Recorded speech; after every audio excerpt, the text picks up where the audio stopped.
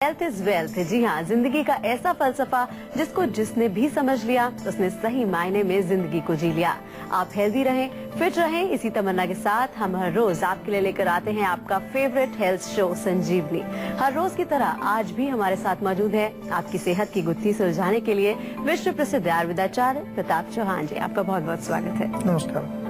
संजीवनी में हर रोज हम आपकी सेहत से जुड़ी परेशानियों का करते हैं आयुर्वेदिक समाधान। इस कड़ी को आगे बढ़ाते हुए आज हम चर्चा कर रहे हैं एक गंभीर समस्या की जिसे हल्के में लेना जिंदगी के लिए घातक हो सकता है। जी हाँ, हम बात कर रहे हैं सीने में उठने वाले दर्द की।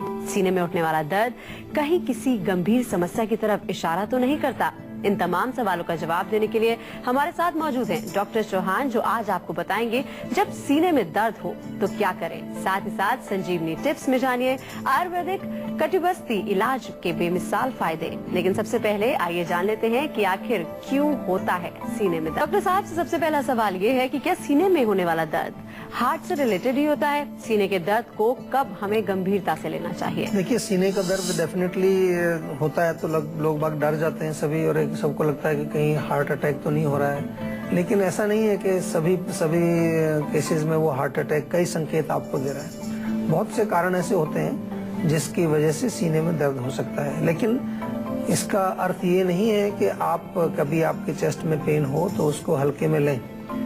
हमेशा जो है उसका आपको एक रोग निदान जरूर करना चाहिए, यानी कि उसका डायग्नोसिस जरूर निकालना चाहिए, कॉज को जरूर ढूंढना चाहिए और कॉज के अनुसार ही इलाज करना चाहिए। ऐसे पेशेंट मैंने देखे हैं कई बारी कि हार्ट की प्रॉब्लम है लेकिन वो सोचते हैं चल शायद गैस का दर्द होगा, वो नहीं जाते डॉक्टर के पास और फिर वो घातक सिद्ध हो जाता है कई बार। या इसके विपरीत में ऐसा भी होता है कि उनको प्रॉब्लम गैस की है और वो हार्ट की दवाइयाँ खा रहे हैं। ऐसे भी लोग मैंने देखे हैं, कई बार आते हैं। तो कोशिश करनी चाहिए कि आप उस रोग की रूट कॉज तक पहुंचें कि क्या वजह है, क्यों मुझे चेस्ट में पेन है, क्यों मुझे सीने में दर्द है, लेकिन उसको नजरअंदाज ना करें।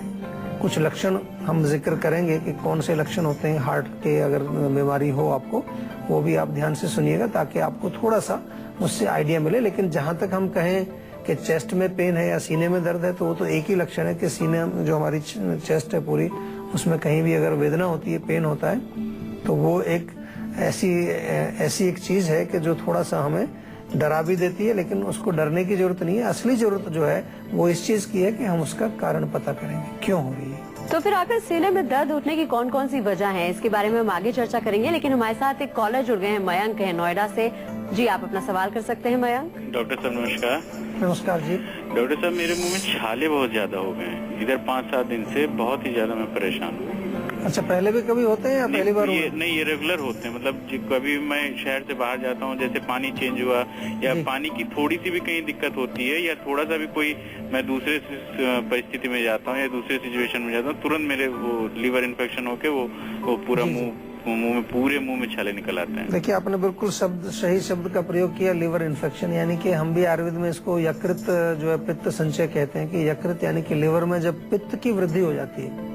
और आपने कहा कि जब आप बाहर जाते हैं तो बाहर जाने पर कई बार खाना भी चेंज होता है। चाय कॉफी आप मत पीजिए बिल्कुल भी। सबसे पहले बहुत इंपॉर्टेंट है, चाय इसमें बहुत खतरनाक होती है। चाय और कॉफी दोनों हीट पैदा करती है। मिर्च, मसाले, अचार, खटाई, जो पित्त वाली चीजें हम जिनको बार बार समझाते हैं आपको, जो बहुत ज्यादा हीट पैदा करती है। नॉनवेज भी उसमें आता है, या किसी प्रकार का आप तंबाकू, गुटखा इत्यादि सेवन करते हैं, स्मोकिंग करते हैं, अल्कोहल वगैरह का सेवन करते हैं, ये सब तमाम चीजें जो है हमारे लिवर के ऊपर बड़ी भारी पड़ती हैं। आपको मालूम भी होगा कि जो भी चीज गर्म तासीर की होती है, इवन डॉक्टर्स आपको बताते हैं कि कभी आप एंटीबायोटिक वगैरह खाते हैं, वो भी लिवर के ऊपर बहुत हमारा जो है एक तरह से दुष्प्रभाव डालती है।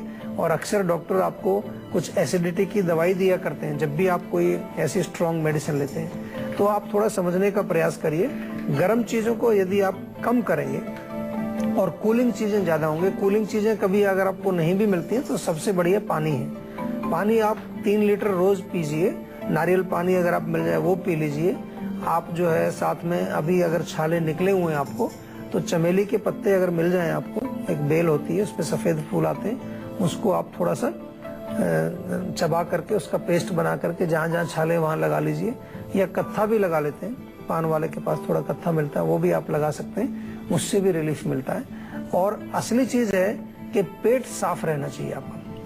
जैसा कि आपने ट्रेवलिंग का जिक्र किया, कई बार लोगों को ट्रेवलिंग के समय कब्ज हो जाती है और कब्ज होने से भी मुंह में छाले हो सकते हैं। तो अगर कब्ज आपको रहती है तो नियमित रूप से आप त्रिफला का सेवन करिए। 1 चम्मच त्रिफला चूर्ण रात को सोते समय आप लें, पेट साफ रहेगा, गर्मी निकलेगी। पानी पिएंगे उससे भी गर्मी बॉडी की निकल जाएगी, छाले आपको बार बार परेशान नहीं करेंगे। तो फिर डॉक्टर साहब ने आपको ये तो बता दिया कि सीने में जब भी दर्द उठता है उसको गंभीरता से लेना चाहिए, लेकिन आखिर इसकी कौन कौन सी वजह है ये जान लेते हैं। डॉक्टर साहब, क्या गैस्ट्रिक भी इनमें से एक वजह हो सकती है? बिल्कुल, डेफिनेटली। अगर आपको गैस बनती है बहुत ज्यादा, वो गैस कई बार ऊपर चढ़ जाती है तो आपके चेस्ट में वो पेन भी करती है, हार्ट में भी वो प्रेशर डाल देती है कई बार।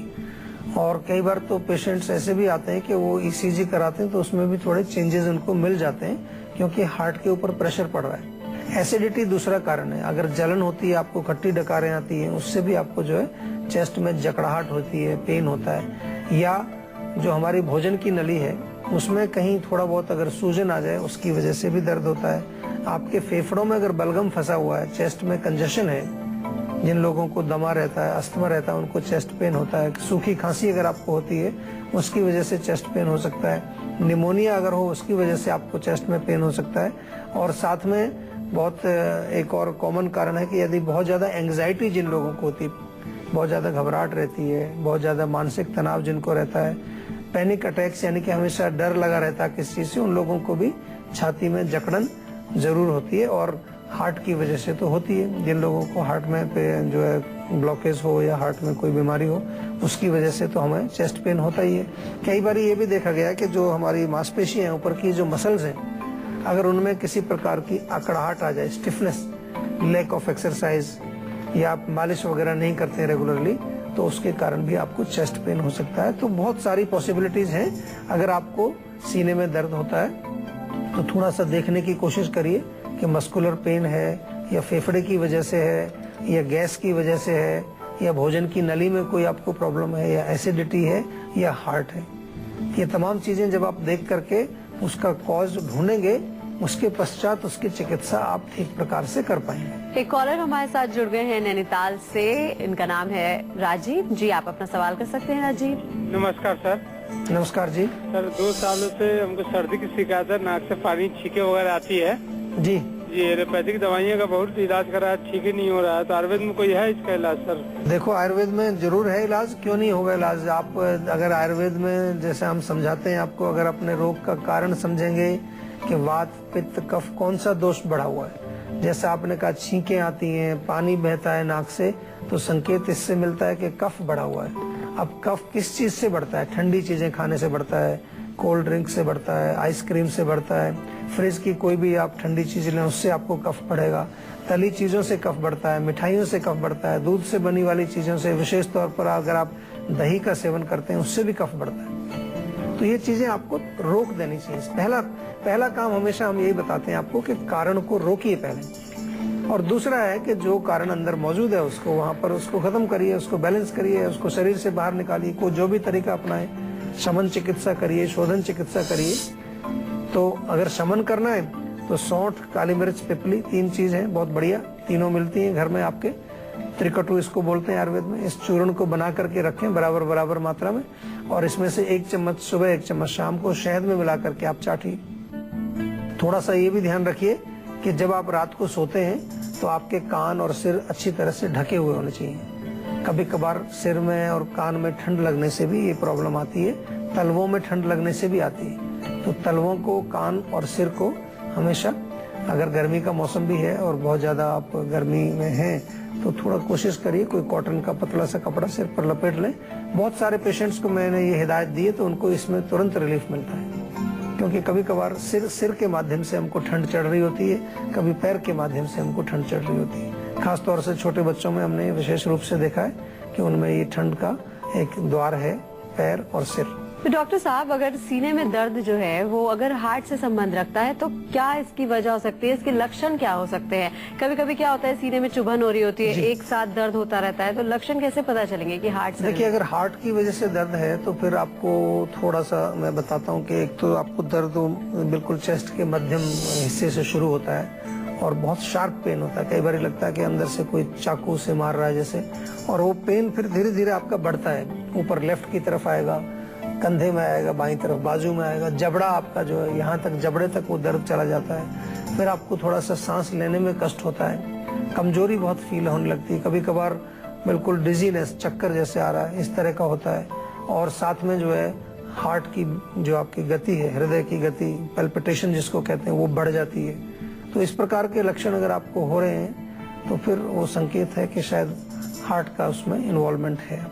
एक कॉलर हमारे साथ जुड़ गए हैं फोन पर, हरि गोपाल हैं वृंदावन से। जी, आप अपना सवाल कर सकते हैं। डॉक्टर साहब नमस्कार।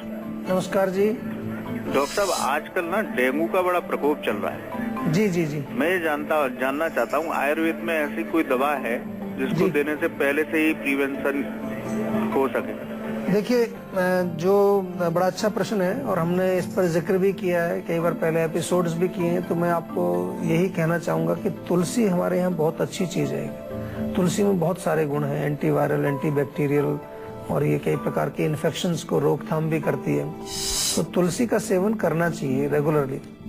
बल्कि तुलसी का थोड़ा सा एक्सट्रैक्ट निकाल के, उसका रस निकाल के, या तुलसी को थोड़ा तेल में पका करके आप अगर त्वचा पर भी लगाएं तो वो मॉस्किटो रिपेलेंट का काम भी करती है, मच्छरों को दूर रखती है। तुलसी को थोड़ा सा उसमें जो उसकी जो गंध होती है, उसका जो स्मेल होता है, वो मच्छरों को भी आपके शरीर से दूर रखता है। तो उसको आप सेवन करें। दूसरा एक चीज हमने पहले भी अपने शो में कई बार बताई है कि कभी कभार इन्फेक्शन आते हैं बॉडी में, कोई आपको जो है कोई चीज घुस जाती है, लेकिन अगर आपकी जो है रोगों से लड़ने की जो शक्ति है, रोग प्रतिरोधक शक्ति जिसको इम्यूनिटी पावर कहते हैं, वो अगर मजबूत हो तो रोगों के लक्षण नहीं आ पाते, रोग पैदा नहीं हो पाता है। कई बारी जो है हम कई ऐसे तत्वों को अंदर ले लेते हैं शरीर में, नाक के माध्यम से, मुंह के माध्यम से, लेकिन सभी को रोग नहीं होते हैं। तो अपनी रोगों से लड़ने की शक्ति, इम्यूनिटी पावर को हमें मजबूत रखने के लिए आंवले का सेवन करना चाहिए। आंवला अगर सीजन में नहीं है तो मुरब्बा खा सकते हैं, मुरब्बा भी नहीं है तो च्यवनप्राश आप खा सकते हैं। तो बहरहाल कहने का मतलब ये है कि हमारी जो ओज शक्ति है, जो इम्यूनिटी पावर है, उसको अगर हम स्ट्रांग रखेंगे, और प्रिकॉशंस लेना बहुत जरूरी है। इसका मतलब ये नहीं है कि आपकी इम्यूनिटी स्ट्रांग है तो आप बिल्कुल मच्छरों में जाके सो जाएंगे, मच्छरों के पास ही, वो तो फिर वो काटेंगे तो ब्लड में जाएगी चीज। तो प्रिकॉशंस भी आपको लेनी चाहिए, बहुत सारी प्रिकॉशंस। हमारी सरकार भी कुछ न समय समय पर टेलीविजन पर वो बताते रहते हैं कि साफ पानी को नहीं जमने देना चाहिए, कुछ दवाई छिड़कनी चाहिए। इन चीजों का भी हमें ध्यान रखना चाहिए ताकि वो मच्छर वहाँ पनपने ना पाए, वहाँ रहने ना पाए। पर चलिए अब बात कर लेते हैं आज की संजीवनी की, जिसमें डॉक्टर साहब आपको बताएंगे सीने में दर्द से बचने का आयुर्वेदिक इलाज। जी डॉक्टर साहब, क्या है आज की संजीवनी? देखिए, सीने में दर्द, सबसे पहले तो ये जानना जरूरी है कि क्यों है सीने में दर्द, लेकिन कुछ जनरल चीजें बताते हैं आपको जिससे आपको किसी भी प्रकार का दर्द हो तो उसमें लाभ मिलेगा।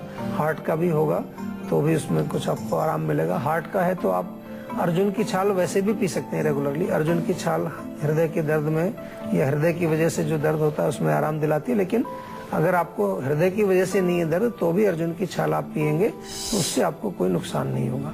1 चम्मच 1 गिलास पानी में डालें, अच्छी तरह से बॉईल करके आधा गिलास उसको रखें। दूसरा बड़ा सिंपल सा एक तरीका है उसका कि अगर आप चेस्ट में थोड़ा मालिश करें, तिल के तेल की मालिश, तो उसमें अगर अकड़ाहट है या कोई गैस वगैरह है, गैस्ट्रिक है, तो वायु जो है वो तेल से शमन होता है उसका, तो वो वायु भी नष्ट होगी वहां से। बादी वाली चीजें ना खाएं। एक चूर्ण आप जो है कोई ना कोई गैस्ट्रिक का जरूर ले लें। पाचक चूर्ण बहुत सारे मिलते हैं, आयुर्वेदिक चूर्ण बहुत प्रकार के, घर में बनाना चाहें तो बना सकते हैं आप। सौंठ, जीरा, धनिया, पुदीना और सौंफ सबको बराबर बराबर मात्रा में लेके चूर्ण बनाएं। ज्यादा आपको गैस होती है तो थोड़ा सा हींग भी भुना हुआ इसमें मिलाएं, एक बढ़िया चूर्ण आपका बन जाएगा। उसको आप खाना खाने के पश्चात 1-1 चम्मच गुनगुने पानी से आप सेवन करें तो उससे आपको ये गैस वाला या एसिडिटी की वजह से अगर कोई प्रॉब्लम होती है या कब्ज रहती है तो वो नहीं होगा आपको दर्द। तो इस प्रकार से आप थोड़ी सी छोटी छोटी चीजों को अगर आप पालन करेंगे तो इससे आपको बहुत लाभ मिलेगा। और एक्सरसाइज थोड़ी करनी चाहिए रेगुलरली, बॉडी की स्ट्रेचिंग करनी चाहिए, उससे भी आपको सीने में दर्द यदि अगर कहीं अकड़ाहट की वजह से है तो वो आपका ठीक हो जाएगा। बात कर लेते हैं संजीवनी टिप्स की, जिसमें डॉक्टर साहब आपको बताएंगे कटिबस्ती के कमाल के फायदे। तो डॉक्टर साहब, क्या है आज के संजीवनी टिप्स? देखिए, सबसे पहले तो ये मैं बता दूं कि कटी बस्ती होती क्या है। कटी बस्ती एक आयुर्वेदिक ट्रीटमेंट है, बहुत बढ़िया ट्रीटमेंट है और खास तौर पर उन लोगों के लिए जिनको कि कमर दर्द रहता है। कटी यानी कि कमर के ऊपर एक आटे का गोल एक रिंग टाइप का बनाते हैं, इतना 2-3 इंच की उसकी ऊंचाई होती है और उसमें थोड़ा गुनगुना तेल, गरम तेल उसमें भरा जाता है। तो ये किस किस रोग में फायदा करता है ये मैं आपको बता दूं। सबसे पहले तो कमर दर्द हो, आपको किसी प्रकार का भी कमर दर्द हो और खास तौर पे अगर क्रॉनिक हो गया है कि बिल्कुल किसी चीज से आराम ही नहीं आ रहा है, उसमें कटी बस्ती बहुत फायदा करती है। दूसरा जो है डिस्क स्लिप, आपने सुना होगा कि डिस्क स्लिप हो गई है, उसमें गैप ज्यादा बढ़ गया है, हड्डियों में वर्टेब्रा में गैप ज्यादा आ गया, उसके लिए भी बहुत अच्छा फायदा करती है ये कटी बस्ती। क्योंकि तेल जब वहाँ पहुँचता है उसके अंदर तो वो बहुत उसकी गर्माइश जो है वो बहुत गहराई तक जाती है और वहाँ जो भी वहाँ के टाइटनेस है उसको रिलैक्स करके आपको रिलीफ मिलता है पेन के अंदर। या कभी डॉक्टर्स ने आपको बताया होगा कि आपकी नस दबी हुई है, नर्व कॉम्प्रेशन अगर हो गया, उसमें भी कटी बस्ती बहुत फायदा करती है। और मसल्स आपकी अगर कमजोर हैं, वीक हैं या वो मसल्स में किसी प्रकार का स्टिफनेस है, उसमें भी बहुत फायदा करेगी आपको कटी बस्ती। और सबसे अच्छी चीज ये है कि रीढ़ की हड्डी जो आपकी होती है उसमें आमतौर पर कई बार स्टिफनेस आ जाती है, उसमें किसी प्रकार की कमजोरी आ जाती है, तो उसके लिए क्योंकि वो हीट वहीं पर नहीं है, वो पूरी आपकी स्पाइन के अंदर ऊपर तक जाती है। एक एक जो वर्टेब्रा है उसको वो धीरे धीरे उसमें हीट जब पहुंचती है तो उसको वो थोड़ा सा नरिश करती जाती है, उसको फ्लेक्सिबल बनाती रहती है। तो आपकी स्पाइन को फ्लेक्सिबल बनाती है, उसको ताकत भी प्रदान करती है। कटी बस्ती बहुत अच्छा ट्रीटमेंट है, इसको जरूर आपको करा कर देखना चाहिए। बहुत अच्छा इससे आपको इम्प्रूवमेंट मिलेगा, खास तौर पर आपके स्पाइन के रोगों में, कमर के रोगों में और किसी प्रकार के आपको डिस्क से संबंधित या नर्व से संबंधित पेन हो, उसमें आपको बहुत अच्छा इसमें रिलीफ मिलता है। बिल्कुल, हम भी यही उम्मीद करते हैं कि आपको जल्द से जल्द रिलीफ मिले। डॉक्टर साहब, इतनी सारी जानकारी देने के लिए, हमारे हेल्दी टिप्स दर्शकों को देने के लिए बहुत बहुत शुक्रिया। Thank you.